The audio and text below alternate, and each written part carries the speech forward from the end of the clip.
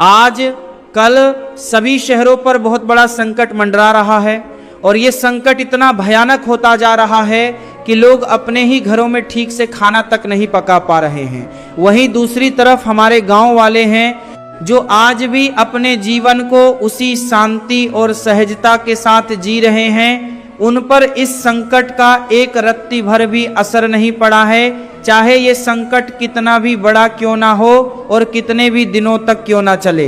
तो आइए आज की इस कथा में हम विस्तार से बात करते हैं इस महा संकट के बारे में, इसीलिए अंत तक जरूर बने रहिए। आप सभी देख रहे होंगे कि कैसे अचानक से शहरों में गैस सिलेंडर को लेकर हाहाकार मच गया है। लोग लंबी लंबी लाइनों में घंटों खड़े हैं और कई लोग तो मजबूरी में ब्लैक में हजारों रुपए देकर एक सिलेंडर खरीदने पर मजबूर हो गए हैं। सोचिए, जिन लोगों के पास लाखों रुपए बैंक में पड़े हैं और जो बड़ी बड़ी बिल्डिंगों और फ्लैट्स में रहते हैं, आज वही लोग सबसे ज्यादा बेबस नजर आ रहे हैं क्योंकि अगर गैस खत्म हो जाए तो उन कंक्रीट के जंगलों में ना तो वो लकड़ी जला सकते हैं और ना ही मिट्टी का चूल्हा रख सकते हैं।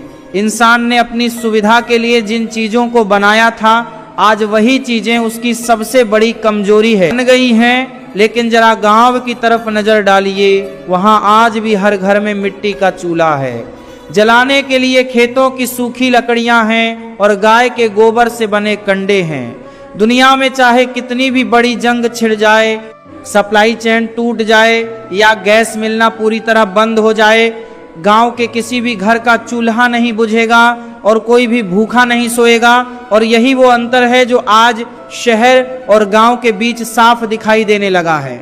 हमारे संतों और महापुरुषों ने विशेषकर भविष्य मालिका और पुराणों में सदियों पहले ही यह चेतावनी दे दी थी कि कलयुग के घोर अंत समय में इंसान की बनाई हुई सारी आधुनिक मशीन और सुविधाएं धीरे धीरे काम करना बंद कर देंगी। जो मनुष्य प्रकृति से पूरी तरह कट जाएगा और सिर्फ बनावटी जीवन पर निर्भर रहेगा, उसके लिए उस समय को सहना लगभग असंभव हो जाएगा। आज का यह गैस संकट उसी भयानक भविष्य का एक छोटा सा संकेत मात्र है। ये हमें चेतावनी दे रहा है कि जब कोई बहुत बड़ा संकट या युद्ध जैसी स्थिति आएगी, तब आपकी दौलत नहीं बल्कि आपका प्रकृति और सनातन जीवन शैली से जुड़ाव ही आपकी रक्षा करेगा। इसलिए समय रहते इस संकेत को समझ लीजिए, जड़ों की ओर लौटिए और जितना हो सके सादा जीवन अपनाने का प्रयास कीजिए, क्योंकि आने वाले समय में अन्न का एक दाना और आग की एक चिंगारी सोने से भी ज्यादा कीमती होने वाली है। इस बात को अब और गहराई से समझने का प्रयास कीजिए भाइयों और बहनों, क्योंकि जो समय हमारी ओर बढ़ रहा है वह कोई साधारण समय नहीं है। वह एक ऐसी परीक्षा है जिसमें इंसान की असली ताकत और उसकी असली कमजोरी दोनों सामने आ जाएंगी। जरा मन में विचार कीजिए, अगर शहरों में बिजली कई दिनों तक चली जाए तो क्या होगा। जिन ऊंची ऊंची इमारतों पर आज इंसान गर्व करता है, वही इमारतें उसके लिए एक पिंजरा बन जाएंगी, क्योंकि बिना बिजली के पानी की मोटरें नहीं चलेंगी और जो इंसान आज पानी को व्यर्थ बहा देता है, वही एक एक बूंद के लिए तरसता हुआ दिखाई देगा। उस समय आपको समझ में आएगा कि पानी केवल पानी नहीं है बल्कि अमृत है, जीवन है। और जरा अपनी दृष्टि को गांव की ओर घुमाइए, वहां आज भी कुएं हैं, तालाब, नदियां हैं। वहां प्रकृति स्वयं अपने बच्चों का पालन करती है। वहां इंसान मशीनों का गुलाम नहीं है बल्कि प्रकृति का साथी है। और यही अंतर संकट के समय जीवन और मृत्यु के बीच की दूरी तय करता है। अब जरा इसको सत्य को भी समझिए, शहरों में अनाज उगता नहीं है, हर एक दाना बाहर से आता है। और जिस दिन कोई बड़ा संकट आया, कोई युद्ध हुआ, ये परिवहन रुक गया, उस दिन शहरों की चमक दमक कुछ ही दिनों में खत्म हो जाएगी। सोचिए, 2-3 दिन में ही बाजार खाली हो जाएंगे, मॉल सूने हो जाएंगे और फिर शुरू होगी वह स्थिति जिसे शब्दों में बताना भी कठिन है।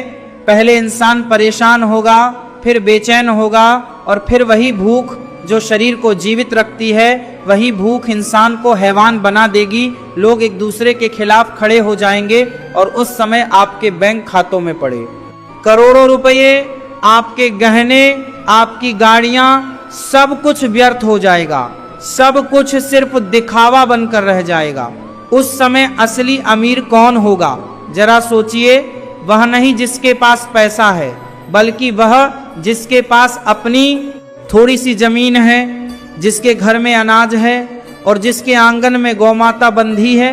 क्योंकि गौमाता केवल एक पशु नहीं है, वह पालन करने वाली शक्ति है, वह संकट में रक्षा करने वाली शक्ति है। हमारे संतों ने, हमारे महापुरुषों ने और विशेषकर भविष्य मालिका में संत अच्युतानंद दास जी ने पहले ही संकेत दे दिए थे कि जब कलयुग अपने चरम पर पहुंचेगा, तब इंसान को मजबूर होकर फिर से उसी सनातन जीवन शैली की ओर लौटना पड़ेगा जो सतयुग में हुआ करती थी। जो लोग प्रकृति का अपमान करेंगे, जो आधुनिकता के अहंकार में भगवान को भूल जाएंगे, उनके लिए वह समय बहुत कठिन होगा। क्योंकि जब प्रकृति अपना रूप दिखाती है, तब इंसान की कोई भी बनाई हुई चीज उसके सामने टिक नहीं पाती। इसीलिए समय अभी भी है समझने का, जागने का, अपनी जीवन शैली को बदलने का, इस शहर की चकाचौंध से थोड़ा बाहर निकलने का, अपने कुल देवता और इष्ट देव की शरण में आने का, अपने घर में गंगा जल रखने का, तुलसी का पौधा लगाने का और अपनी जड़ों से जुड़ने का। क्योंकि जब कोई बड़ा संकट या कुदरती आपत्ति अपनी पूरी शक्ति के साथ आएगी, तब ये बड़ी बड़ी इमारतें, ये ऊंचे ऊंचे महल ताश के पत्तों की तरह गिर सकते हैं। लेकिन जो व्यक्ति धरती से जुड़ा है, जो भगवान के नाम से जुड़ा है, वह हर परिस्थिति को पार कर जाएगा। इसलिए डरना नहीं है, घबराना नहीं है, बल्कि समझना है और समय रहते स्वयं को तैयार करना है। क्योंकि जो आने वाला है वह केवल समय नहीं है, वह इंसान की परीक्षा है और उस परीक्षा में वही सफल होगा जो सत्य, सरलता और सनातन मार्ग को अपनाएगा। और अब एक और कड़वा लेकिन अटल सत्य भी सुन लीजिए भाइयों और बहनों। जब भी दुनिया में कोई भयंकर युद्ध होता है या कोई बड़ी कुदरती आपत्ति आती है, तब शहरों का असली चेहरा सामने आने लगता है। वहां इंसान को पहचानने से भी इनकार कर देता है। हर व्यक्ति केवल अपनी जान बचाने में लग जाता है, अपने परिवार को बचाने में लग जाता है। और उस समय हालात ऐसे हो जाते हैं कि मदद के लिए कोई पड़ोसी भी दरवाजा खोल को तैयार नहीं होता। क्योंकि शहरों का जीवन ही ऐसा बन चुका है जहां रिश्ते नाम के रह गए हैं और स्वार्थ ने इंसान के दिल पर कब्जा कर लिया है। लेकिन जरा गांव की ओर देखिए, वहां आज भी भाईचारा जिंदा है, वहां आज भी प्रेम जिंदा है।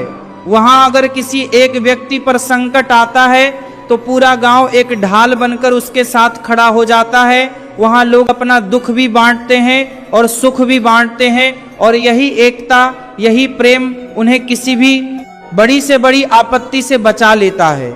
और यही बात हमें समझनी है। अगर हम शहर में रहते हैं तो इसका मतलब ये नहीं कि हम गांव की आदतों को पूरी तरह भूल जाएं, क्योंकि समय कभी भी बदल सकता है, परिस्थिति कभी भी बदल सकती है।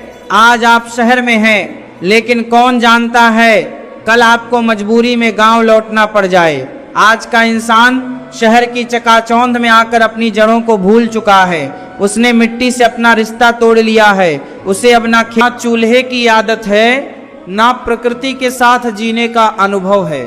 और यही सबसे बड़ी कमजोरी बनती जा रही है। इसलिए अगर आप सच में अपने भविष्य को सुरक्षित करना चाहते हैं तो आज से ही कुछ बदलाव करना शुरू कीजिए। अपने जीवन में थोड़ा सादापन लाइए। कभी कभी गांव जाकर वहां के जीवन को महसूस कीजिए। अपने बच्चों को भी सिखाइए कि असली जीवन क्या होता है। उन्हें दिखाइए कि अनाज खेत में कैसे उगता है, आग कैसे जलाई जाती है और पानी की असली कीमत क्या होती है। क्योंकि जब समय बदलता है तो वह किसी को बताकर नहीं आता, और जब संकट आता है तो वो सबसे पहले शहरों को ही अपनी चपेट में लेता है। क्योंकि शहर पूरी तरह बाहरी चीजों पर निर्भर होते हैं, जबकि गांव अपने आप में आत्मनिर्भर होता है। इसलिए समझिए ये केवल एक कहानी नहीं है, ये एक चेतावनी है, एक संकेत है कि हमें अपने जीवन को संतुलित करना होगा, आधुनिकता के साथ साथ अपनी जड़ों को भी मजबूत रखना होगा। और याद रखिए, आपकी कमाई का एक हिस्सा अगर अन्नदान में लगता है, अगर किसी असहाय की मदद में लगता है, तो वही आपकी सच्ची कमाई है। क्योंकि जब ऊपर वाले का न्याय होगा तब आपके बैंक की पासबुक नहीं देखी जाएगी, बल्कि आपके कर्मों का लेखा जोखा देखा जाएगा। हमारे संतों की वाणियां बिल्कुल सत्य है कि जो भगवान के चरणों में रहता है, जो हर समय उसका नाम लेता है, वह हर युद्ध में, हर संकट में और हर कुदरती आपदा में सुरक्षित रहता है।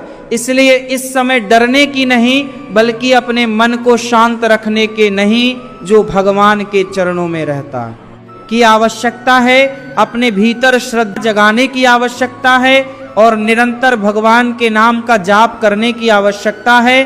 और अगर आज की यह कथा, यह सत्य आपके हृदय को छू गई हो, अगर आपको लगा हो कि यह केवल शब्द नहीं बल्कि सत्य एक चेतावनी है, तो इस संदेश को अपने परिवार, अपने मित्रों और अपने सभी प्रियजनों तक अवश्य पहुंचाइए, ताकि वे भी समय रहते जाग सकें और आने वाले इस बड़े संकट के लिए स्वयं को मानसिक और आध्यात्मिक रूप से तैयार कर सकें।